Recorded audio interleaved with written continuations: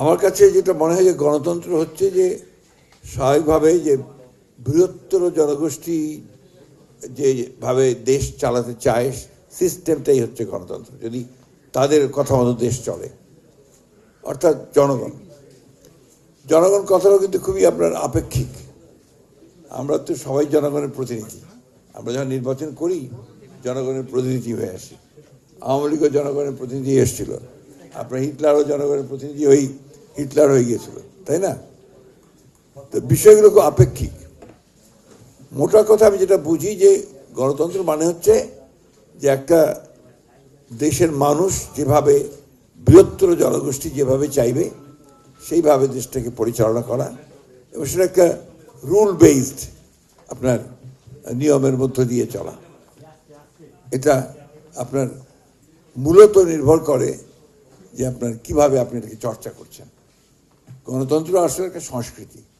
আপনার চিন্তা ভাবনা চলাফেরা সব কিছুর মধ্যেই যদি এর প্রতিফলন না থাকে তাহলে গণতান্ত্রিক হওয়া যায় না, গণতন্ত্র রাষ্ট্র গঠন করা যায় না। It's not possible. আমি ভাববো একরকম, কাজ করবো আরেক রকম, এটা দিয়ে আপনার গণতন্ত্র প্রতিষ্ঠা হবে না। যে কারণে বাংলাদেশে আমার কাছে মনে হয় যে গণতন্ত্র কখনোই একমাত্র সুযোগ লম্বা নিরবিচ্ছিন্ন সময় পায়নি এটাকে কালচার করার। একমাত্র প্রেসিডেন্ট জিয়া রহমান সাহেবের সময় এর শুরু করেছিলেন, তিনি চর্চা শুরু করেছিলেন, ওটা আবার গেছে।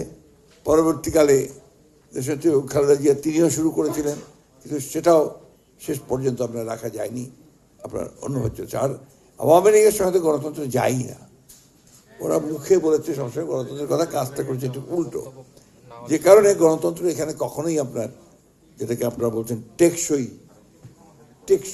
কথাটা খুব চমৎকার কথা, সাস্টেইনেবল। আরেকটা কথা আমরা বলি লাকসই প্রযুক্তি, আর হচ্ছে টেকসই গণতন্ত্র। আজকে 5 মাসও হয়নি এই সরকারের, এখনই বলছি যে সরকার ব্যর্থ। এটাকে আপনি গণতন্ত্রের কোন জায়গায় ফেলবেন? এটা আসলে এত অসহিষ্ণুতা, ভীষণভাবে অসহিষ্ণুতা। এই অসহিষ্ণুতা নিয়ে কখনো আপনার গণতন্ত্রকে টেকসই করা সম্ভব হবে না। আমরা বারবার কথা বলেছি যে গণতন্ত্রের আরেকটা বিষয় আছে, যেটা হচ্ছে টলারেন্স, যে আমি অন্যের কথা শুনবো এবং সেটা যদি ঠিক হয় সেটাকে বাস্তবায়িত করার চেষ্টা করব। আমি হয়তো তার সঙ্গে একমত নই, কিন্তু তার কথাটা যেন সে বলতে পারে সেই পরিবেশটা, সেই সংস্কৃতির জন্য আমি সব কিছু করবো, এই তো কথাটা। কিন্তু দুর্ভাগ্যজনকভাবে এই কাজগুলো আমাদের এখানে খুব কম হয়েছে।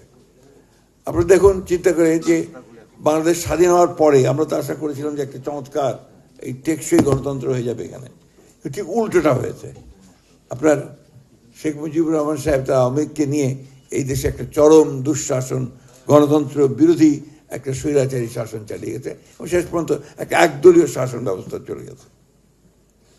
পরবর্তীতে আসেন এরশাদ সাহেব, আবার সেই 1990-91 সালে যে সম্ভাবনা আসছিল একটা গণতন্ত্রে আসার, সেটাকে আবার এরশাদ সাহেব সেটাকে নষ্ট করেছেন। আমি লম্বা ইতিহাস বলতে চাই না, ঘটনা এভাবেই ঘটেছে। সবচেয়ে ভয়ঙ্কর ঘটনা ঘটেছে 15 বছর। শেখ হাসিনা গণতন্ত্রের নাম করে একেবারে গণতন্ত্রকে ধ্বংস করেছেন, এবং গণতন্ত্রের প্রত্যেকটা প্রতিষ্ঠানকে ধ্বংস করেছেন। যুক্তরাজ্য 16 বছর বয়সের নিচে সোশ্যাল মিডিয়া ব্যান করে দিয়েছে, অস্ট্রেলিয়া ব্যান করে দিয়েছে, ফ্রান্স ব্যান করেছে।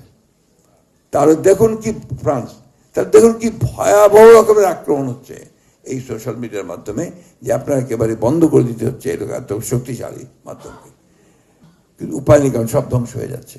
তো এই জায়গায় অতি দ্রুত, অতি অল্প সময়ের মধ্যে সরকার সব কিছু ঠিক করে ফেলবে, এটা মনে করার তো কোনো কারণ নাই।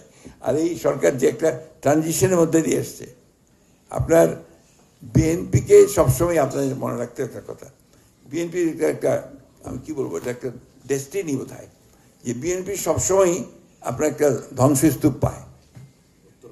উত্তরাধিকার সূত্রে যখন আসে তখন একটা ধ্বংসস্তূপ।